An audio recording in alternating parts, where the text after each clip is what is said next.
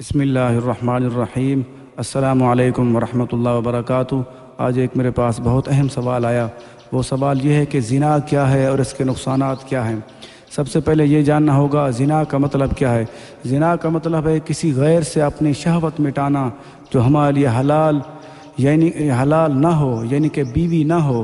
ہاتھ کا بھی زنا ہوتا ہے اور آنکھ کا بھی زنا ہوتا ہے اور نفس کا بھی یعنی شرمگاہ کا بھی زنا ہوتا ہے۔ ہمیں ان سارے زناؤں سے اپنے آپ کو بچانے کی ضرورت ہے، کیونکہ جو انسان آنکھ کا زنا کرتا ہے، کسی غیر محرم کو دیکھتا ہے، اس کا آنکھ کا زنا ہے۔ جو کسی غیر محرم کو ہاتھ لگاتا ہے یا چھوتا ہے، اس کا ہاتھ کا زنا ہے۔ جو اللہ نہ کرے کسی کے ساتھ برائی زیادتی کرتا ہے، وہ نفس کا زنا ہے، وہ شرمگاہ کا زنا ہے۔ ہمیں سب زناؤں سے اپنے آپ کو بچانے کی ضرورت ہے۔ اللہ تعالیٰ نے قرآن پاک میں ارشاد فرمایا وَلَا تَقْرَبُوا الزِّنَا إِنَّهُ كَانَ فَاحِشَةً وَسَاءَ سَبِيلًا۔ یہ سورۃ بنی اسرائیل آیت نمبر 32 پارہ نمبر 15۔ اللہ پاک ارشاد فرمایا اور بدکاری کے پاس نہ جاؤ، بے شک وہ بے حیائی ہے اور بہت ہی برا راستہ ہے۔ اللہ اکبر۔ دیکھو اللہ پاک ہمیں کتنا پیارا پیغام دیتے۔ اللہ فرمایا جو زنا ہے، وہ برائی ہے، وہ بدکاری ہے، اس کے پاس بالکل نہ جاؤ کیونکہ وہ برا راستہ ہے۔ اس کا مطلب اس کا فائدہ، اس کا نقصان یہ ہوتا ہے جو انسان برائی کرتا ہے، زنا کرتا ہے، اس کی عادت بن جاتی ہے برائی زنا کرنے کی۔ اللہ معاف کرے۔ ہمیں اس چیز پہ آج غور کر لینا چاہیے اس کا نقصان کیا ہوگا۔ ایک حدیث مبارکہ عرض کرنا چاہوں گا۔ حضرت سیدنا انس بن مالک رضی اللہ عنہ سے روایت ہے کہ سرکار دو عالم صلی اللہ علیہ وآلہ وسلم ارشاد فرمایا جو زنا کرے گا اس سے بھی زنا کیا جائے گا، یعنی کہ زنا قرض ہے۔ اللہ اکبر۔ اگر آج ہم کسی غیر محرم یا کسی کی بہن بیٹی کے یا کسی کے ساتھ زنا کریں گے، جو ہمارے اوپر قرض ہے، ہمیں لازمی دینا ہوگا۔ ہم کیا ہوگا پھر؟ ہمارے اوپر قرض آ جائے گا، ہمیں دینا ہوگا، پھر ہماری بہن بیٹی یا کسی سے ہم سے لازمی لیا جائے گا۔ آج کے بعد یہ سوچ لینا چاہیے اگر ہم کسی کے ساتھ زنا کریں گے تو وہ ہمارے لیے قرض بن جائے گا، ہمیں لازمی دینا ہوگا۔ اور کچھ کام ایسے ہیں جو ایک زنا ہے، دو کام ایسے ہیں، ایک زنا ہے اور دوسرا والدین کو تکلیف دینا ہے۔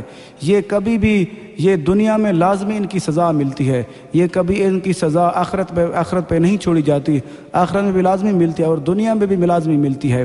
جو انسان زنا کرے گا اس کا بدلہ لازمی دنیا میں لیا جائے گا، اور جو انسان والدین کی نافرمانی کرے گا اور لازمی اس کی اولاد اس کی نافرمانی کرے گی، اس کا بدلہ لازمی دنیا میں بھی ملے گا۔ یہ کنز الاعمال کتاب الحدود جلد نمبر 5 صفحہ نمبر 456۔ ایک اور حدیث مبارک عرض کرنا چاہوں گا۔ حضرت سیدنا حذیفہ رضی اللہ عنہ سے روایت ہے کہ رسول پاک صلی اللہ علیہ وسلم ارشاد فرمایا زنا سے بچو، بے شک اس کے 6 نقصانات ہیں۔ وہ فرماتے ہیں زنا سے بچو، اس کے 6 نقصانات ہیں۔ اس کے نقصانات کون سے ہیں؟ اور 3 دنیا میں ہیں اور 3 آخرت میں۔ دنیا میں کون سے نقصانات ہیں؟ پہلا، زانی کی خوبصورتی کو ختم کر دیا جاتا ہے زنا کی وجہ سے۔ زانی کی خوبصورتی کو زنا ختم کر دے۔ پہلا نقصان کیا ہوتا ہے؟ جو انسان زانی ہوتا ہے اس کے چہرے کی رونق، اس کی خوبصورتی ختم ہو جاتی ہے۔ اور دوسرا نقصان کیا ہے؟ اس کا رزق کم ہو جاتا ہے۔ اللہ اکبر۔ دیکھو ایک انسان برا ہو جائے، اس کی شکل بد شکل ہو جائے، اللہ نہ کرے اگر ہم میں سے کوئی بندہ زنا کرے گا، اس کو یہ نقصان ہوں گے لازمی، کیونکہ وہ پہلا کیا ہے؟ اس کی خوبصورتی ختم ہو جائے گی، اور دوسرا نقصان کیا ہوگا؟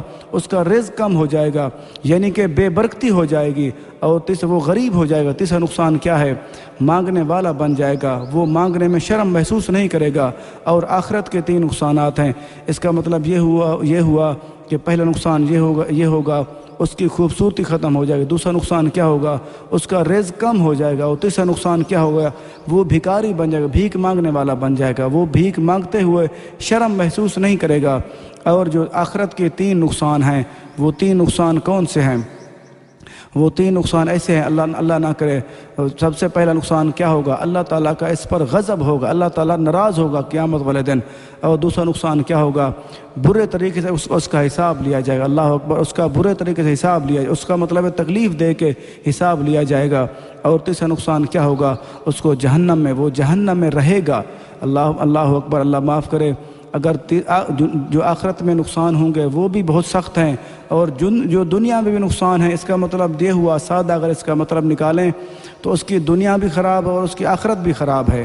یہ حلیۃ الاولیاء جلد نمبر 4 صفحہ نمبر 111۔ اور ایک واقعہ عرض کرنا چاہوں گا۔ ایک دن ایک آدمی سرکار دو عالم صلی اللہ علیہ وسلم کی بارگاہ میں حاضر ہو کر اس نے کہا کہ مجھے زنا کی اجازت دی جائے۔ تو صحابہ کرام ناراض ہوئے تو اس کو مارنے کے لیے آنے لگے، تو نبی کریم صلی اللہ علیہ وسلم نے روک دیا، فرمایا کہ رک جاؤ۔ آپ نے اس سے پوچھا کہ تو کیا کہنا چاہتا ہے؟ اس نے کہا کہ مجھے مسلمان ہونے کے بعد زنا کی اجازت دی جائے تاکہ میں زنا کرتا رہوں۔ آپ نے ارشاد فرمایا کیا تو یہ چاہتا ہے کہ تیری ماں کے ساتھ کوئی زنا کرے؟ وہ ناراض، اس نے کہا میں کیوں چاہتا ہوں، میں اس کو مار دوں گا، اس کو سزا دوں گا اگر کوئی ایسا کرے گا۔ تو آپ فرمایا لوگ بھی ایسا چاہتے ہیں۔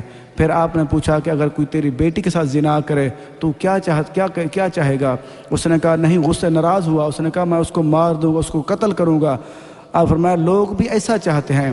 اس کے بعد آپ نے پھوپھی کا فرمایا، آپ نے 2-3 اور رشتہ داروں کے بارے میں فرمایا کہ تو کیا کرے گا؟ اس نے کہا اگر کوئی بندہ ایسا کرے گا تو میں اس کو مارنے لگوں گا۔ یہ سوچ لینا چاہیے آج کے بعد ہمیں بھی، اگر کوئی بندہ کہیں پہ زنا کرتا ہے، وہ زنا قرض ہے، اس کو لازمی دینا ہوگا، اس قرض لوٹانا ہوگا۔ اللہ تعالیٰ سے دعا ہے کہ اللہ تعالیٰ ہم سب کو زنا کی لعنت سے محفوظ رکھے، آمین۔ اللہ حافظ۔